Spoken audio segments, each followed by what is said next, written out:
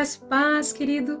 É bom estar com você e sua família para então sermos edificados pela palavra de Deus que nos enche de esperança e vida neste dia. Nós estamos em nosso propósito coletivo de jejum e oração como igreja e o texto bíblico de hoje está no livro do profeta Joel, em seu 2º capítulo, versículos do 12 até o 32, dos quais eu lerei alguns.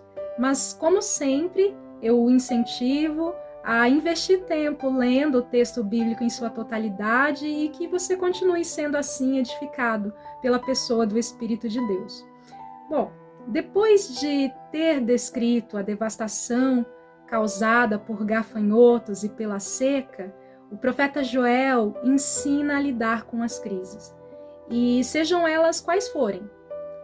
Emocionais, sociais, físicas, políticas, climáticas, crises profissionais, pessoais ou então familiares. O profeta diz como superar as crises da vida.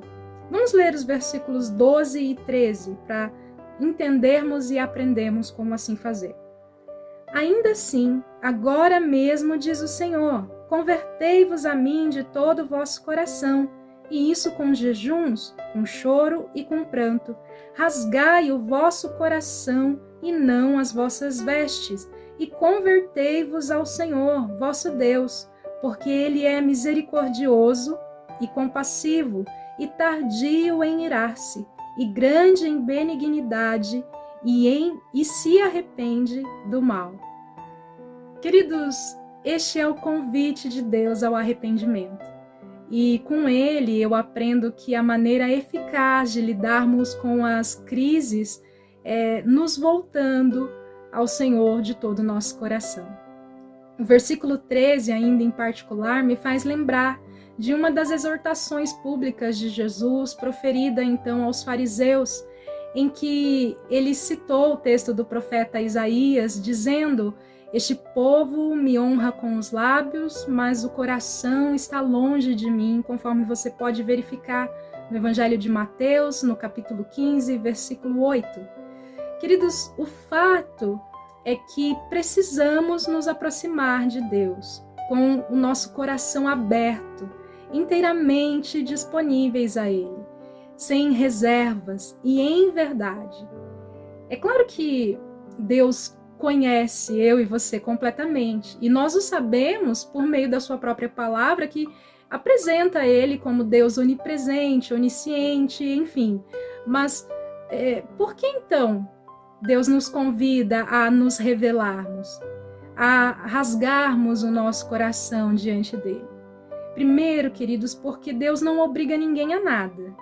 Ele nos convence do pecado, da justiça e do juízo, conforme a sua palavra diz.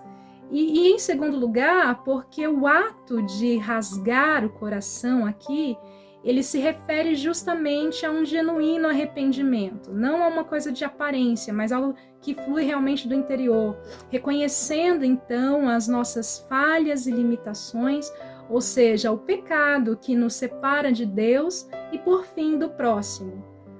Para mim, eu digo que um dos problemas e dificuldades que nós temos em rasgar o coração diante de Deus, em reconhecer o pecado, é que durante este processo nós nos deparamos com quem realmente nós somos.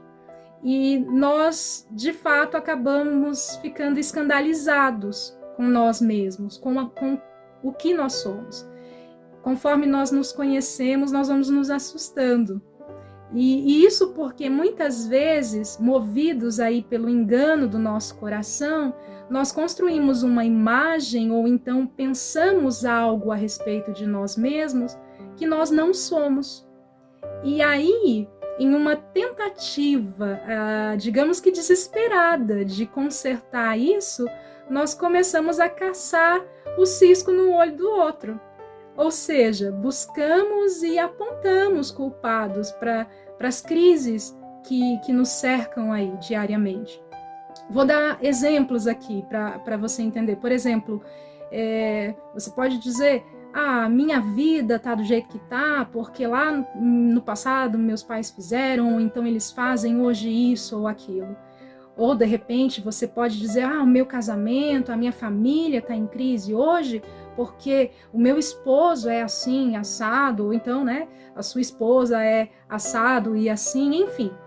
Ou seja, ou então nós usamos as costas largas de Satanás, não é mesmo? Afinal de contas, ele intenta e tenta contra a nossa vida e família o tempo todo.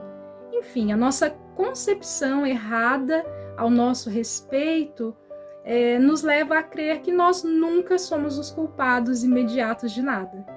E ficamos então dando de cara na trave, não é?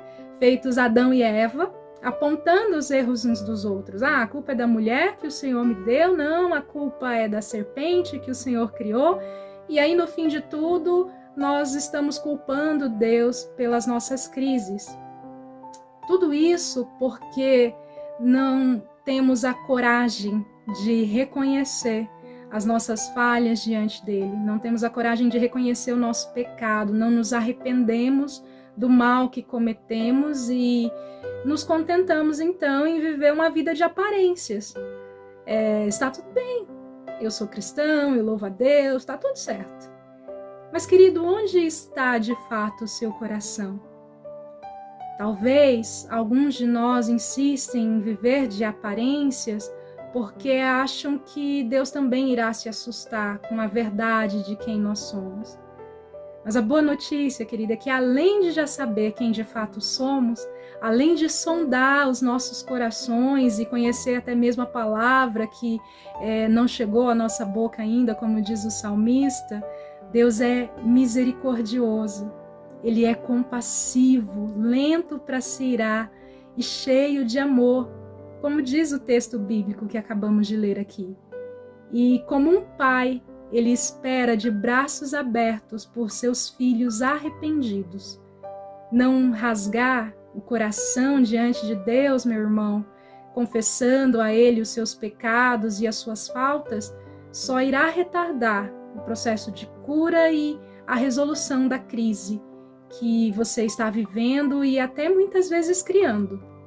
Diante das crises, nós necessitamos de arrependimento, meu irmão.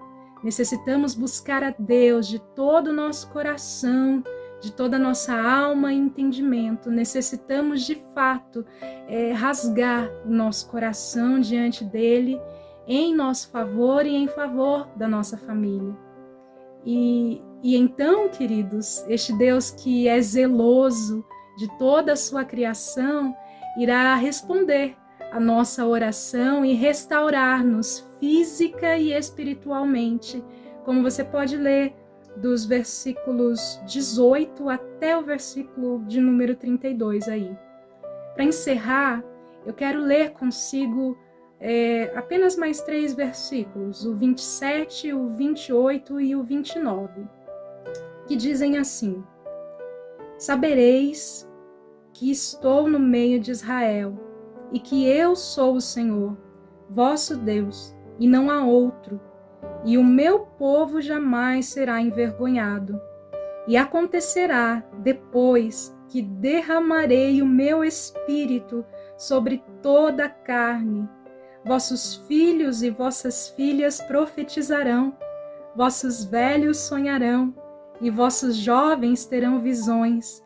Até sobre os servos e sobre as servas derramarei o meu espírito naqueles dias. Aleluia, queridos. Essa foi a profecia do profeta Joel e que tem se cumprido dia a dia nas nossas vidas. E a minha oração, querida, é que a começar em mim, nós tenhamos a ousadia e a perseverança de então nos humilhar e orar, de buscarmos a presença de Deus, nos arrependendo e nos afastando dos nossos maus caminhos, reconhecendo como único Senhor da nossa vida, certos de que o nosso bom Deus é fiel para nos perdoar e restaurar completamente para o louvor da sua glória. nos enchendo então do seu Santo Espírito, para então vivermos em família, alegres e satisfeitos com a sua boa provisão até o glorioso dia de Cristo. Meu irmão, que você e sua família tenham um lindo dia no altar do Senhor.